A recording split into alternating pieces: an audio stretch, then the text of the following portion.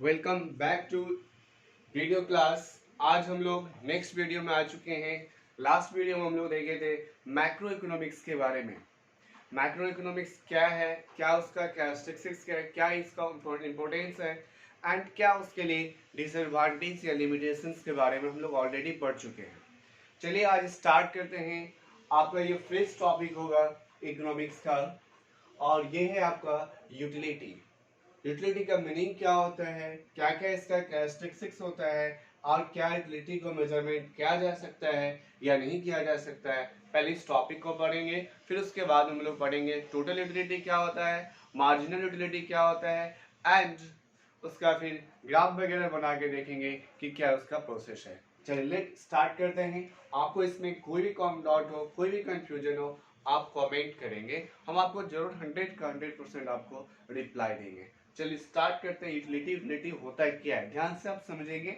हम साइड हो जाएंगे तो आप स्क्रीनशॉट ले लेंगे, बाद में आप नोट्स बनाते जाएंगे। नोट्स बनाने से ये फायदा होगा कि आपको फ्यूचर में एग्जाम के टाइम में आपको फिर से वीडियो देखने की जरूरत नहीं पड़ेगा। अगर वीडियो आपको देखना भी पड़ेगा तो स्पीड से ज़्यादा कर देंगे तो आपको नोट डाउन करने की कोई जरूरत नहीं पड़ेगा।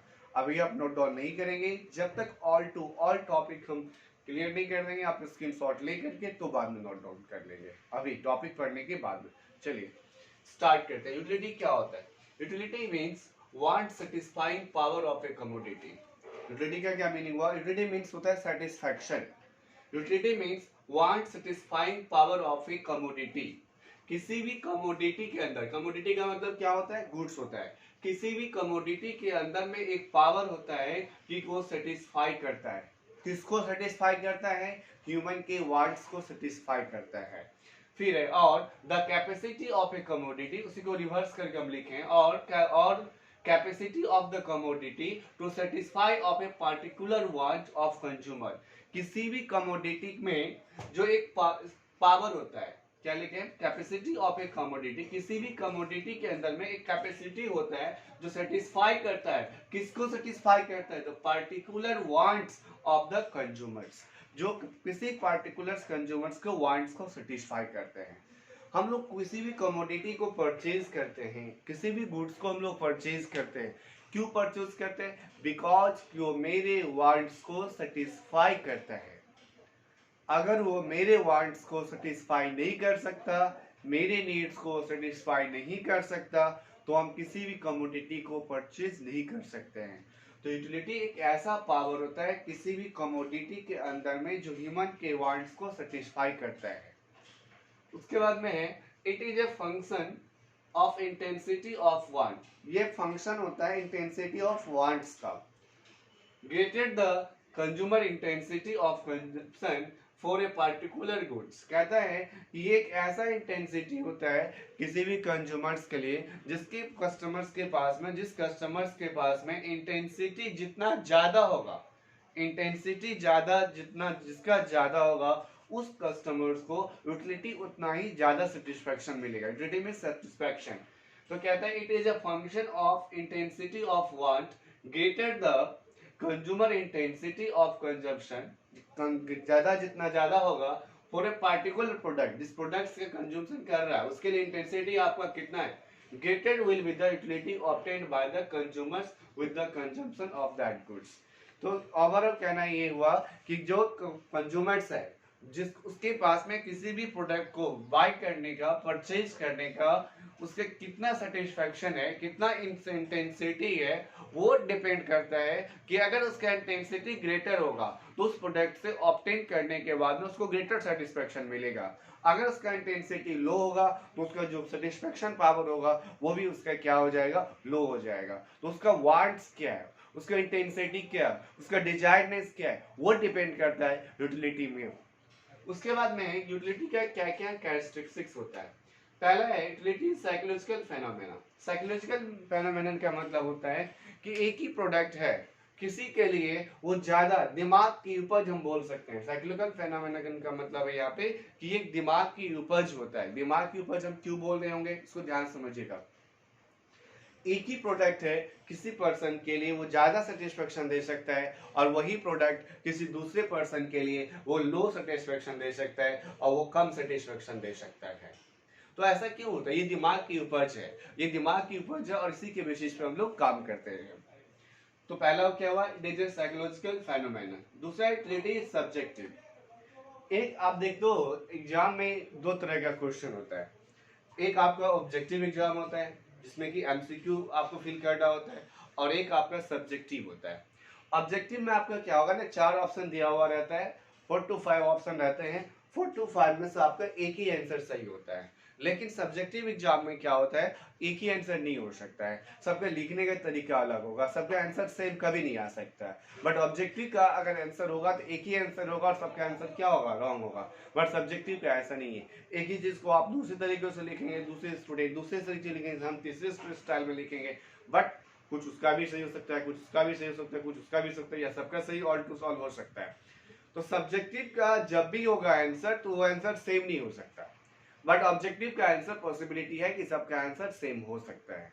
तो यूटिलिटी कहता है, यूटिलिटी इज सब्जेक्टिव। सब्जेक्टिव कहने का मतलब क्या है, जो पर्सन टू पर्सन चेंज होगा। एक ही प्रोडक्ट है, एक ही वाटर है, एक ग्लास ऑफ वाटर है, कि अगर कोई धूप में खड़ा है 15-4 घंटे से काम कर रहा है कोई वर्कर लेबर, अगर उसको पानी की जो प्यास लगा, उसको इंटेंसिटी जो होगा, उसका जो सब्जेक्टिविटी पावर होगा वो ज्यादा होगा, उसका इंटेंसिटी ज्यादा है, पानी के लिए ज्यादा होगा। लेकिन 4 to 5 आवर्स जो एसी में रह के बैठा हुआ उसको पानी की प्यास लगेगा। तो इंटेंसिटी दोनों में आप कंपेयर करेंगे, जो सब्जेक्टिव होगा तो एक से उसको सेटिस्फेक्शन, जो लेबर वाला होगा उसको ज्यादा जरूरत है, जो एसी वाला बंदा है उसको थोड़ा कम भी जरूरत है, क्योंकि उसका इंटेंसिटी अलग है, उसका इंटेंसिटी अलग है। तो सब्जेक्टिव का मतलब है जो पर्सन टू पर्सन क्या करेगा, वैरी करेगा, जो पर्सन टू पर्सन क्या होगा, चेंज करेगा, दैट इज सब्जेक्टिव। और साइकोलॉजिकल फेनोमेनन का क्या मतलब, साइकोलॉजिकल फेनोमेनन का क्या मतलब, तो ये दिमाग की उपज है। यूटिलिटी कैसे मेजरमेंट करते हैं, utility is relative concept. Relative concept का मतलब क्या होता है कि जो टाइम टू टाइम चेंज हो जाए। जैसे कि मान लो अकॉर्डिंग टू जो टाइम चेंज होगा उसको हम लोग बोलते हैं रिलेटिव कंसेप्ट। जैसे मान लो अभी समर का टाइम है, तो ठंडे वाला जो कपड़ा है, स्वेटर हो गया, जैकेट हो गया, इस सब का डिमांड अभी क्या होगा, नहीं होगा। कपड़ा वही है, क्लोथ्स हम लोग का वही है, वही जैकेट है, वही स्वेटर है, वही विंटर का प्रोडक्ट है। लेकिन अभी हमको उस स्वेटर से, उस जैकेट से हमको सेटिस्फेक्शन नहीं मिलेगा। तो यहाँ पे चेंज क्या हुआ, क्या कपड़ा चेंज हुआ, नहीं, कपड़ा तो वही है, क्लोथ तो वही है आपका, चेंज मेरा इंटेंट, मेरा सेटिस्फेक्शन अब उससे नहीं आ रहा। तो अभी मेरे नजर में उस प्रोडक्ट का सेटिस्फेक्शन पावर नहीं है। अभी एसी का, फ्रिज का, कूलर का, इस सब का डिमांड, फैन का, इस सब का डिमांड अभी बढ़ेगा। तो कहने का मतलब ये है, यहाँ पे रिलेटिव कहने का मतलब है जो अकॉर्डिंग टू टाइम चेंज हो जाता है, अकॉर्डिंग टू एनवायरनमेंट चेंज हो जाता है, उसको हम लोग बोलते हैं रिलेटिव नेचर।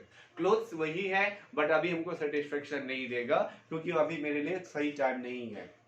उसके बाद में फोर्थ कैरेक्टरिस्टिक्स है यूटिलिटी का, utility is not affected, utility is not affected by moral duties और प्रिंसिपल। इसका मतलब क्या हुआ, मोरल ड्यूटीज और प्रिंसिपल्स का मतलब क्या है, कहता है इसका मतलब ये हुआ कि किसी भी प्रोडक्ट को अगर इंटेंसिटी आपको है, चाहे उस प्रोडक्ट को आप परचेज करके लाते हैं, उस परचेज, किसी भी प्रोडक्ट को आपको जरूरत है, आपके लिए उस प्रोडक्ट को नीड्स है, आपको प्रोडक्ट चाहिए जिससे कि आपका सेटिस्फेक्शन पूरा होगा, तो वो प्रोडक्ट या तो आप परचेज करके लाएंगे, या आपको हो सकता है कि गिफ्ट में दे दे, वो भी एक प्रोसेस है, या आप कहीं से चोरी करके लाएंगे।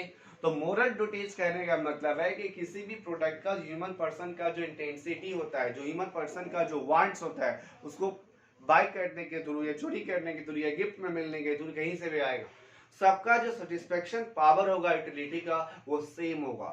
सबका जो यूटिलिटी पावर होगा वो क्या होगा, इक्वल होगा, वो क्या होगा, आपका बराबर होगा, उसमें कोई भी चेंजेस नहीं आएगा।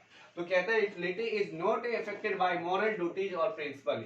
ये मोरल ड्यूटीज पे और प्रिंसिपल में ये डिपेंड नहीं करता है कि किसका ज्यादा है, कि चोरी करके लाएंगे तो सेटिस्फेक्शन ज्यादा मिलेगा, परचेज करके लाएंगे तो कम लाएगा, या गिफ्ट मिलेगा तो उसका सेटिस्फेक्शन ज्यादा होगा। ये मोरल है कि हमें अगर प्रोडक्ट है तो एवरी स्टेज में सेटिस्फेक्शन पावर इक्वल होगा। नेक्स्ट है आपका, utility is related to expected satisfaction and not from the actual realised satisfaction.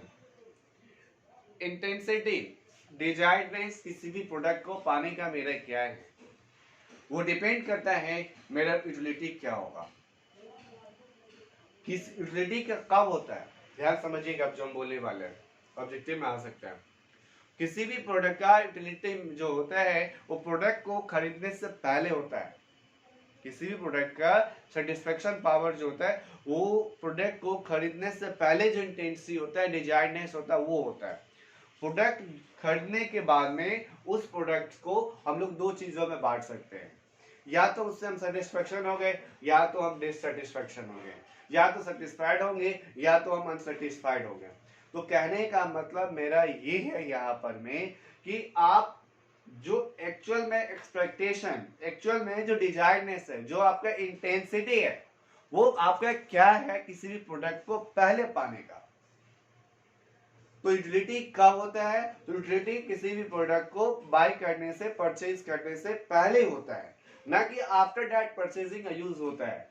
आप परचेज करने के बाद में जब उस प्रोडक्ट का हम यूज कर लेंगे उसके बाद में क्या आएगा, या तो सेटिस्फेक्शन आएगा या तो डिससेटिस्फेक्शन आएगा। सेटिस्फाइड हो गए या अनसेटिस्फाइड हो गए, दो ही चीज हो सकता है, तीसरा कुछ नहीं हो सकता है।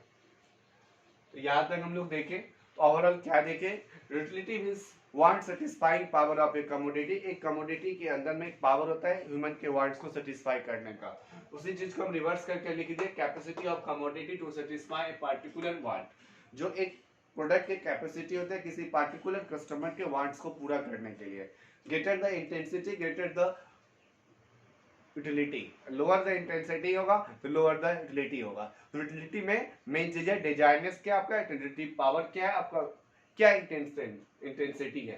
कैरेक्टरिस्टिक्स में क्या आता है, it is a psychological phenomenon, ये दिमाग की उपज है।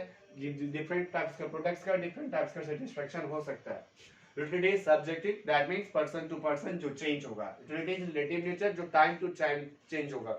वही क्लोथ आज हमको सही लग रहा है पर विंटर के टाइम में नहीं लगेगा, जो विंटर के टाइम में प्रोडक्ट सही लगेगा वो अभी सही नहीं लगेगा। Utility is not affected by modern utility, product चाहिए चाहे प्रोडक्ट चोरी करके आए या गिफ्ट में मिले या हम परचेज करके लाए, हर एक स्टेज में जो उस प्रोडक्ट से जो सेटिस्फेक्शन पावर होगा वो इक्वल सेटिस्फेक्शन पावर होगा। अब आते हैं हम लोग को पढ़ना है utility is measurable. Most most most वीवियर क्वेश्चन, ये आपके एग्जाम में आ सकते हैं। यूटिलिटी इज मेजरेबल या इज यूटिलिटी मेजरेबल। तो प्रोफेसर मार्शल है, प्रोफेसर मार्शल का कहना है, इनका ध्यान रखेंगे, इनका कार्डिनल व्यू पॉइंट है, याद रखेंगे इसको, cardinal view point, sorry cardinal view point में याद रखेंगे। Professor Marshall presented a cardinal view point, utility and total. Utility क्या होता है, total that utility is measurable, it can be measured in the terms of money. इनका कहना है कि यूटिलिटी को मेजरमेंट किया जा सकता है in the terms of money के टर्म्स में, in the terms of money basis पे। For calculation of utility is the price paid for it. कहते हैं कि किसी भी कमोडिटी के यूटिलिटी को मेजरमेंट हम लोग कर सकते हैं, कैसे, मनी के टर्म्स में हम कर सकते हैं। उस प्रोडक्ट को परचेज करने में जो प्राइस हम लोग पेड किए, प्राइस जो हम लोग क्या किए, पेड किए हैं, वही मेरा आ सकता है यूटिलिटी। यूटिलिटी को असाइन का नंबर ये दिए हुए हैं, यूटिलिटी कार्डिनल नंबर्स 1 2 3। अब ये 1 2 3 क्या है, लॉजिक समझिएगा। अगर आपसे एग्जाम में क्वेश्चन पूछा जाए ऑब्जेक्टिव में, what is utility, features of utility या characteristics of utility, and lastly जो समझा रहे हैं अभी, क्या यूटिलिटी को मेजरेबल किया जा सकता है। मेजर्स मतलब क्या होता है, मेजरमेंट का मतलब होता है हर एक चीज का एक मेजरमेंट ऑफ यूनिट्स होता है। जैसे मार्कर को पीस में परचेज कर सकते हैं, मोबाइल को नंबर्स में, मार्कर्स को भी नंबर्स में होगा, लिक्विड प्रोडक्ट को हम लोग लीटर में करते हैं, जो राइस होता है, वेट होता है, इस सब को हम लोग केजी में करते हैं। तो हर एक चीज का अपना एक मेजरमेंट ऑफ यूनिट्स होता है। तो जो सेटिस्फेक्शन पावर है, जो यूटिलिटी है, क्या उसका मेजरमेंट किया जा सकता है। तो जितने भी इकोनॉमिक्स थे सबने नहीं बताया, बट मार्शल ने कहा कि हाँ यूटिलिटी का मेजरमेंट हम लोग कर सकते हैं। कैसे कर सकते हैं, तो इन द टर्म्स ऑफ मनी में हम लोग यूटिलिटी का मेजरमेंट कर सकते हैं। अब ये कार्डिनल व्यू पॉइंट का मतलब क्या है, जैसे आप पेन परचेज करते हैं 10 रुपीज का, आप एक पेन परचेज किए 10 रुपीज का, तो उसका मान लेते हैं 10 रुपीज में जब परचेज किए, 10 रुपीज में परचेज किए तो उसका मान लेते हैं कि 1 हुआ कार्डिनल नंबर, ठीक है। बट अब जब दूसरी बार पेन परचेज किए तो अभी आप 10 रुपीज का परचेज किए, दूसरी बार आप पेन परचेज किए तो आपने इन्वेस्टमेंट वहां पे कर दिया, परचेज किया 20 रुपीज का पेन। अब बताओ पहले बार कितने का पेन परचेज किया 10 का, अब कितने का परचेज हुआ 20 का। तो इसका अगर कार्डिनल नंबर 1 है तो इससे तो डबल इन्वेस्टमेंट किया, तो कार्डिनल नंबर यहाँ पे क्या हो जाएगा 2। तो मेरा जो सेटिस्फेक्शन होगा, जो यूटिलिटी होगा इस प्रोडक्ट से, पहले वाले पेन से जो दूसरे वाला पेन का यूटिलिटी पावर होगा मेरी नजर में, एक्सपेक्टेशन होगा, जो डिजाइननेस होगा, जो इंटेंसिटी होगा, उससे वो डबल होगा। क्यों डबल होगा? क्योंकि प्राइस पेड, एक्चुअली जो प्राइस पेड किए फॉर इट उस प्रोडक्ट कमोडिटी के लिए वो मेरा डबल है। तो जब वो मेरा डबल होगा तो फिक्स है कि वो भी डबल होगा ही। अब मान लो तो 10 का कार्डिनल नंबर कितना दिए 1, 20 का कितना दे दिया 2। अब मान लो थर्ड पेन हम परचेज के 30 रुपीज का, इसका जो कार्डिनल नंबर होगा 3। मान लो 40 का परचेज किया, इसका कार्डिनल नंबर होगा 4।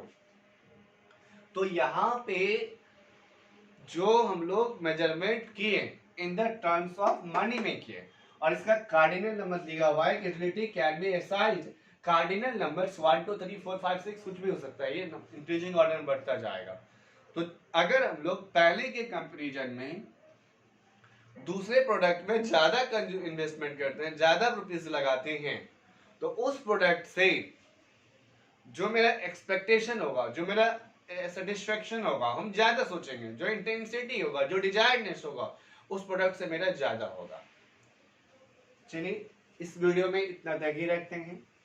इज यूटिलिटी मेजरेबल तक कार्डिनल नंबर के थ्रू प्रोफेसर मार्शल पहला ऑब्जेक्टिव, कार्डिनल व्यू पॉइंट है उनका दूसरा ऑब्जेक्टिव, इसमें एक एसआई नंबर दिया जाता है थर्ड ऑब्जेक्टिव, और इन द टर्म्स ऑफ मनी के में निकाला जाता है चार ऑब्जेक्टिव। इससे कैरेक्टरिस्टिक्स कमोडिटी, यूटिलिटी क्या है, power of a commodity satisfied, physical है, सब्जेक्टिव है, रिलेटिव है, मोरल ड्यूटी से ये अफेक्टेड नहीं होता है। आपको इस पे कुछ भी डाउट हो कमेंट करिएगा, अब आपका 100% रिप्लाई देंगे। वीडियो के डिस्क्रिप्शन बॉक्स में मेरा नंबर मिल जाएगा, आपको किसी भी दिक्कत का कोई भी दिक्कत हो आप फोन करके या व्हाट्सएप करके भी आप मैसेज करके आप पूछ सकते हैं। वीडियो के डिस्क्रिप्शन बॉक्स में आपको नंबर मिल जाएंगे। बट कंडीशन ये है कि अगर हम आपको फोन नहीं रिसीव करेंगे तो आप हमें मैसेज ही करेंगे, हम आपको रिप्लाई करेंगे।